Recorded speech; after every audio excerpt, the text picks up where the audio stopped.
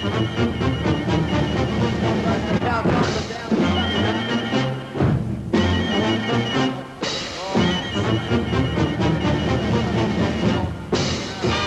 Barnett and Johnny Doyle present World Championship Wrestling. And now here's my stateside running mate, Sammy Manick. Good evening, ladies and gentlemen. Welcome again to World Championship Wrestling. And say, fans, you know, we have a tremendous card for you tonight. A really great card. Some of the best matches. The Italian fan would just lunchtime stop. Everything was just stopped. It was Saturday and Sunday. Everything stops for World Championship Wrestling at 12 o'clock. So that was one of the major things on TV in Australia. Right away then. Oh, forearm job from Milano. Coming off the ropes again. Nicely executed forearm. Sided. Whoa. Well, as far as the fans are concerned, of a Sunday morning at Channel 9 here in Melbourne, when they opened the gates, you could get there an hour before the matches were scheduled to start, and there'd be hundreds out the front waiting. And once they opened the gates, it was the charge of the Life Brigade to get in there to get the front seats. And it was packed every morning to capacity of a Sunday morning. It was very good. In reference to some of the highlights of them, they'd come dressed up in their country's gear, their ritual gear, whatever they had, and oh, they had, yes, if you had Italians, you'd pack it. If you had Greeks, you'd pack it. If you had Japanese, you'd pack it. And, you know, wherever you went, Americans were very big. I said he's one of the toughest and one of the roughest men you'd ever wish to see on World Championship Wrestling. And I haven't finished yet.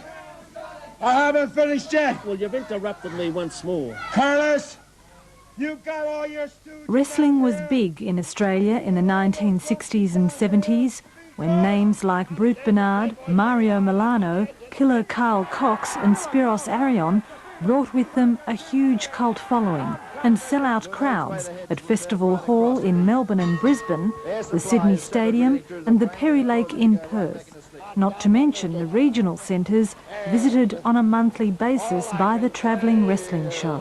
Wow!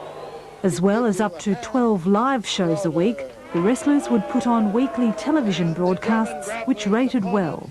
There were the clean-cut goodies and the baddies, who generally wore moustaches and beards. King Dennis, a bunch of people, so dig a bunch of graves.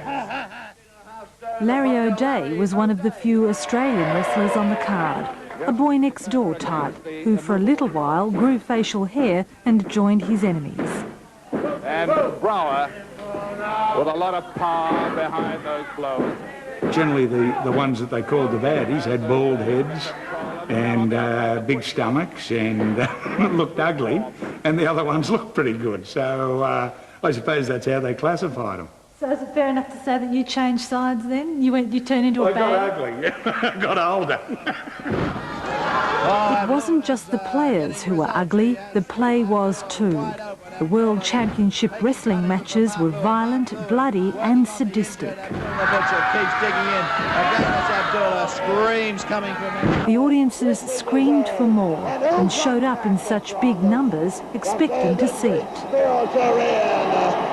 Yes, sir. No doubt about it. They wanted to see the war, they wanted to see the cage matches, they wanted to see the villain getting his head split open or whatever it may be, and that was part of the excitement of the whole thing. It was the goodies and the baddies and the cowboys and Indians, whatever way you wanted to look at it. Wallaby Bob trying to pull off Abdullah Butcher. Big Bad John is holding the legs of Mark Lewin. Wallaby Bob pulls him away and slam runs into Big. And Wallaby Bob, oh! Wallaby's fighting for Lewin, but Wallaby's being picked up. Oh, the brainbuster coming down. Does wrestling encourage violence? I don't think so, no. I never thought so. I think people identify with it and like it, but I don't think children go out and become violent because they watch wrestling, no. Jim Barnett is the promoter who first brought wrestling to Australia in 1964 on the urging of his friend Jack Little, who was to become its most famous commentator. The Bulldog Brower. Here's the man that absolutely had the strength of 10 men in that ring and went berserk. Dick the Bulldog Brower. I'm going to crush you. You can't hurt me, God. You can't hurt me, God.